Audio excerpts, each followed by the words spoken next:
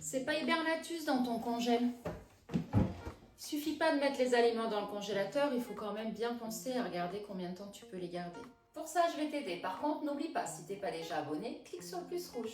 La viande crue comme le bœuf, c'est 12 mois. Mais attention, tes steaks hachés, par contre, c'est que 4 mois.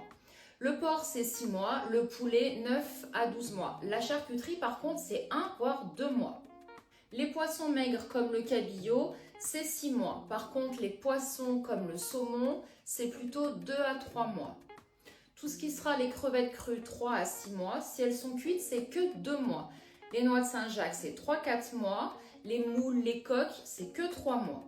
Pour tes légumes, c'est un petit peu plus long. On est autour de 10 à 12 mois. Les fruits, c'est entre 8 à 12 mois aussi. Sauf les bananes, on est plutôt sur 3 mois. Ce que je te conseille, c'est quand tu congèles des aliments et que tu les mets dans un sac de congélation, tu mets la date dessus. Comme ça, quand tu arrêtes une fois par an ton congélateur pour le dégivrer, le nettoyer, ça te permet de bien trier. Et puis de temps en temps, pareil, tu vas voir et tu regardes en fonction de ce que tu as besoin de consommer. Bah voilà, tu dis, bah ça y est, les crevettes vont bientôt arriver à son délai. Et ben du coup, voilà, ça donne une idée aussi de quoi cuisiner.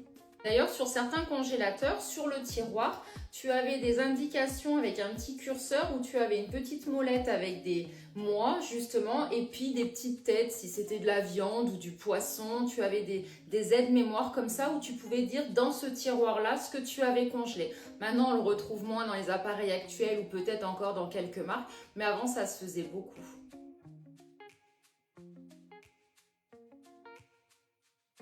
Voilà, j'espère t'avoir aidé sur la durée de conservation de tes aliments. Pense bien à vérifier tout ça, parce que ce ne serait pas le moment de faire une intoxication alimentaire.